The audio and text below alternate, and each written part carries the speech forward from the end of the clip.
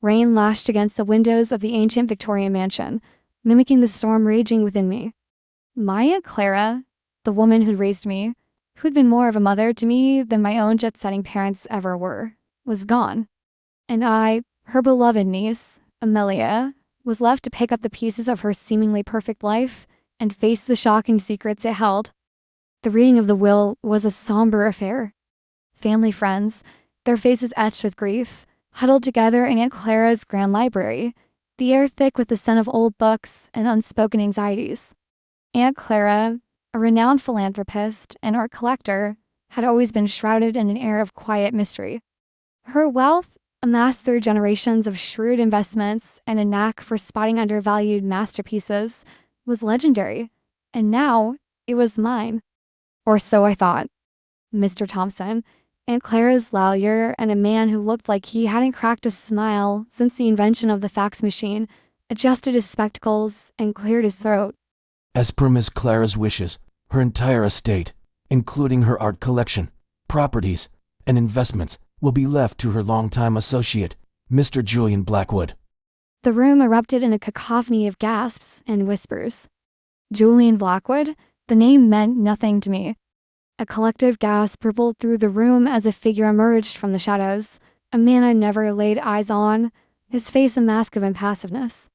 He was impeccably dressed, his silver hair slicked back, his eyes, cold and calculating, taking in the scene with a disconcerting intensity.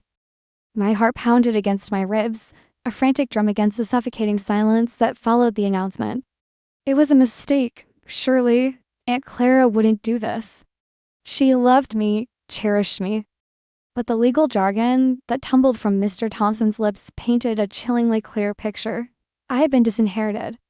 My entire inheritance, my birthright, had been snatched away by a stranger. As Julian Blackwood, his lips curved into a smug smile, stepped forward to accept his unexpected bounty, something inside me snapped. A lifetime of pent-up anger, a simmering rage at my parents' neglect, at the world's unfairness, boiled over.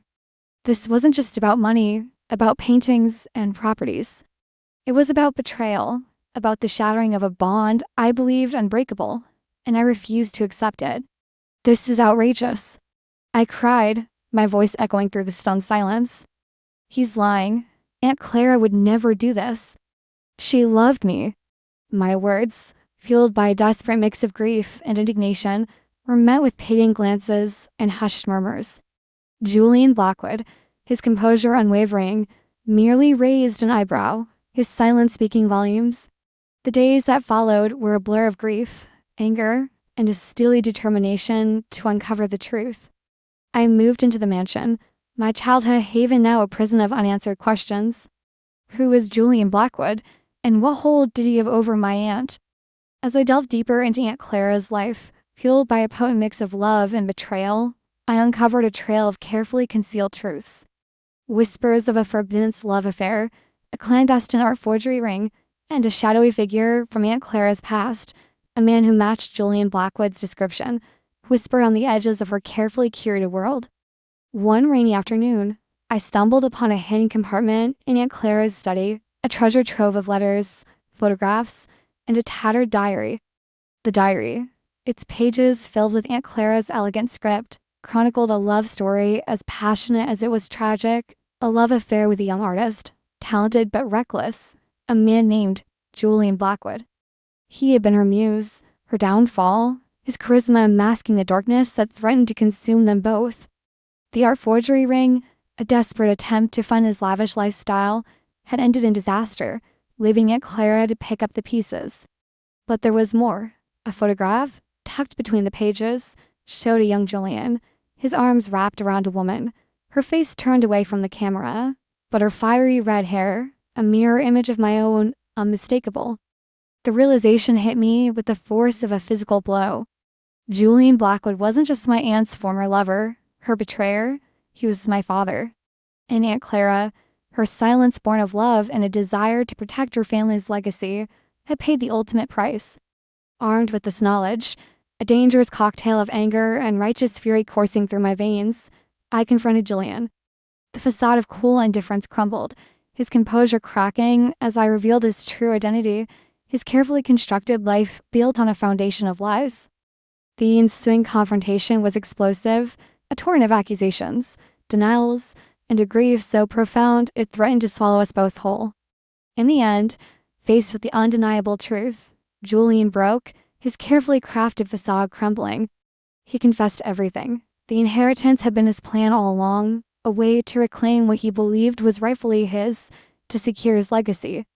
He hadn't, however, anticipated the strength of my claim, the undeniable resemblance we shared, the echoes of Aunt Clara that shone through my defiance. The legal battle was long and arduous, a public spectacle that dragged out our family's dirty laundry for the world to see. But in the end, the truth prevailed. Julian's deception was exposed, his claim to the inheritance invalidated. I watched as he was escorted out of the courtroom, his shoulders slumped, the weight of his betrayal etched on his face, his eyes, meeting mine for the briefest of moments, filled with a mixture of regret and something akin to pride. The victory, when it came, was bittersweet. I had lost Aunt Clara, but I had gained a family history, a truth, however painful, that I could finally claim as my own. As I stood in Aunt Clara's grand library, surrounded by the art, the books, the tangible remnants of her extraordinary life, I knew that her legacy, her strength, and her unwavering spirit would live on, not just in the inheritance I now controlled, but in the woman I was finally becoming.